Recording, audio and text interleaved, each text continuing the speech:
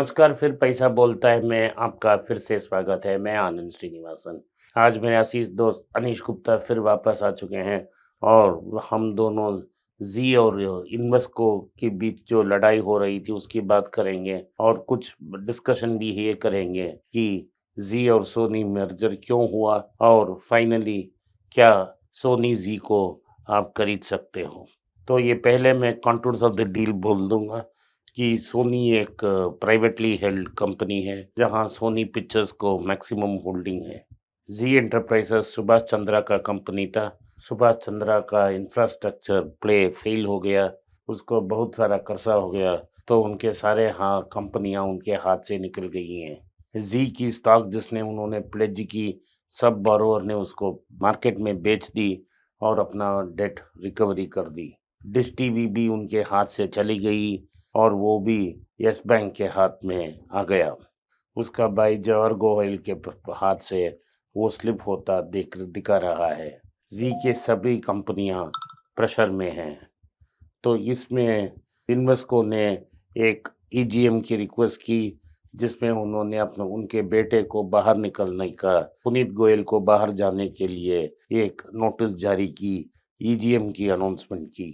Market में rumours थी कि रिलायंस इन्वेस्को को चढ़ा रहा है और वो कलर्स प्लेटफॉर्म के साथ जी को मर्ज करने की कोशिश हो रही है और इन्वेस्को डील को फैसिलिटेट कर रहा है। इन्वेस्को और एक फ्रेंडली हेज फंड के साथ मिलकर लगभग 18% होल्डिंग है जी में। तो क्या हो गया? तो हाई कोर्ट में सिंगल जज को जी ने कन्विंस कर दी और बोल दिया कि ईजीएम नहीं हो सकती है। लेकिन एक डिवीजन बेंच ने आज परसों एक ऑर्डर दिया। उस ऑर्डर में क्लियरली बोल दिया कि इन्वेस्को के सभी राइट्स जायज़ हैं और वो ईजीएम बुला सकती है और पुनीत गोयल को बाहर दिखा सकती है।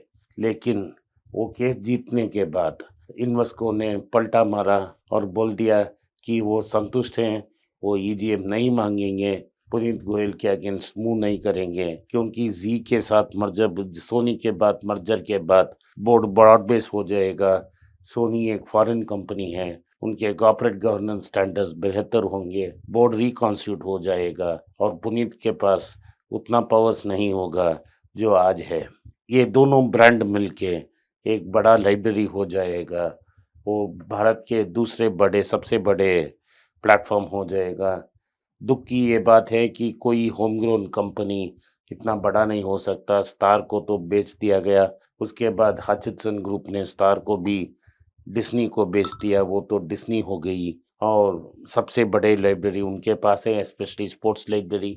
और सोनी के पास एक बड़ा लाइब्रेरी था, जी के पास एक बड़ा लाइब्रेरी था, जी के पास सारे रीजनल चैनल्स में भी होल्ड पकड़ थी।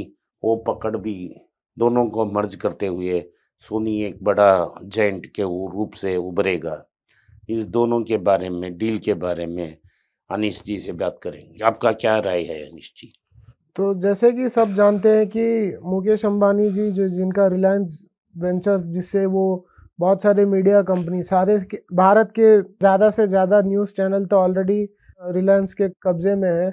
एनडीटीवी भी रिलायंस के इनडायरेक्टली रिलायंस ही चलाता है और सारे के सारे जो मीडिया हाउस है वो सब रिलायंस चलाता है। तो अब रिलायंस अपने आप को एक बड़ा प्लेयर, जो जियो, अभी रिलायंस ने क्या किया, जियो एक तो प्लेटफॉर्म बना दिया जिससे वो आके बहुत सारे लोगों तक पहुंच सकता है। अब उस जियो प्लेटफॉर्म पे आपको कंटेंट देना पड़ेगा। अब वो कंटेंट देने के लिए उसके पास कलर्स है जो वायोकॉम 18 चलाता है। डिज्नी हॉटस्टार जितना बड़ा उनके पास कंटेंट लाइब्रेरी नहीं है, ना ही जितना सोनी और जी के पास है। तो अभी उन्होंने इन्वेस्को के थ्रू रिलायंस ने कब्जा करने की कोशिश की कि वो जी को भी ले सके।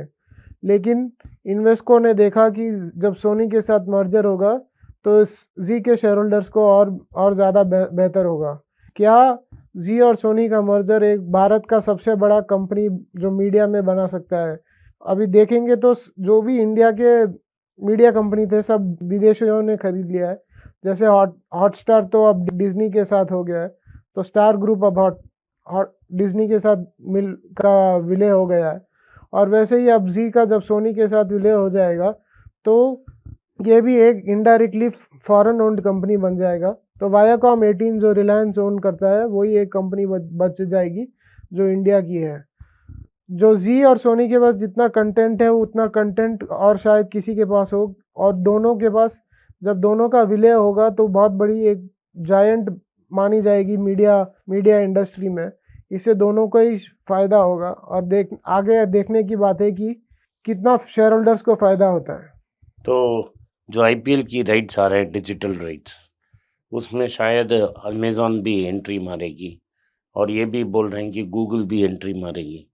तो जो ट्रेडिशनल मीडिया एम्पायर हैं, ज़ी जैसे और तो सोनी, वो कैसे ये ओटीटी प्लेटफ़ॉर्म और गूगल के जैसे बड़े कंपनियों के साथ कैसे कॉम्पिटिशन क्या होगी? क्या टेलीविज़न बदल जाएगी?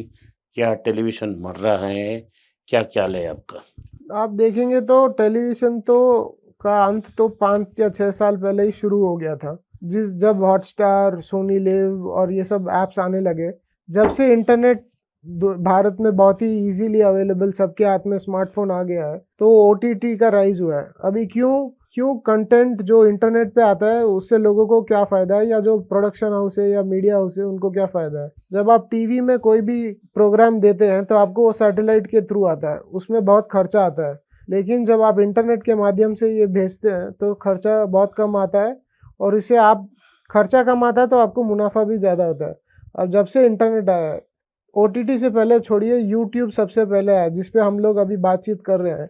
वो ये एक सबसे पहला वो मीडियम था। सबसे पहले ओटीटी है, फ्री ओटीटी फ्री है। ओटीटी है। तो अभी क्या हो रहा है, लोगों को फ्री में बहुत सारे ओटीटी आ रहे हैं, लोगों के पास कंटेंट बहुत है, आइडिया बहुत है, और लोग रिलीज कर रहे हैं अपना कंटेंट आइडिया। अभी लोग इसमें पैसा कैसे बनाते हैं, टीवी में भी ऐड देके पैसा कमाते हैं, ओटीटी में भी ऐड देके पैसा कमाते हैं।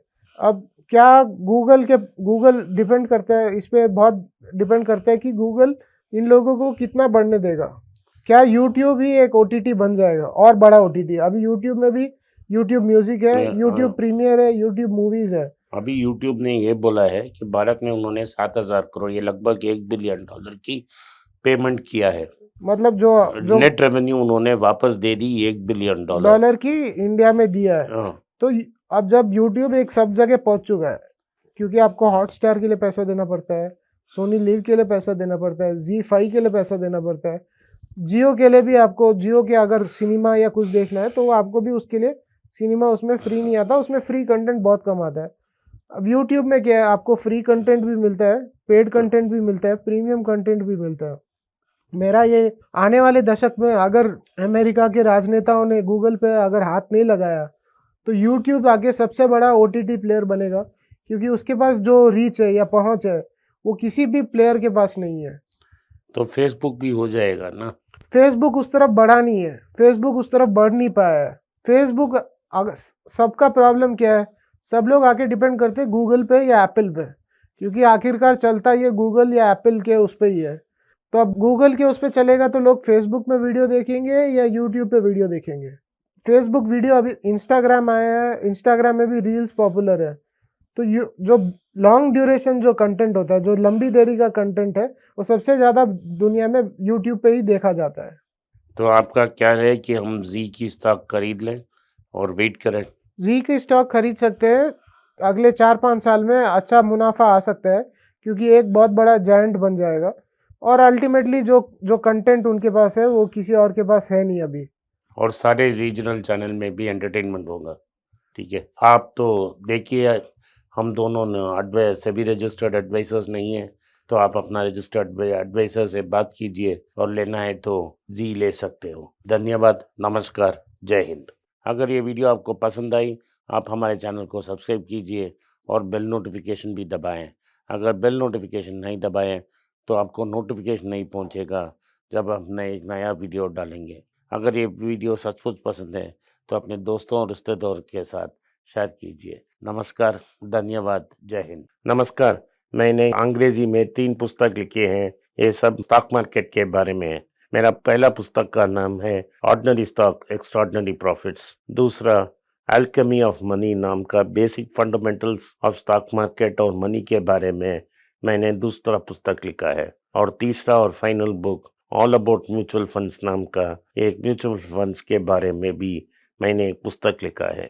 तीनों पुस्तक प्रिंट और किंडल में अवेलेबल हैं। जो किंडल में पढ़ना चाहें तो नीचे हुए लिंक को दबाने से वो सीधा अमेज़न की साइट में जाएगा।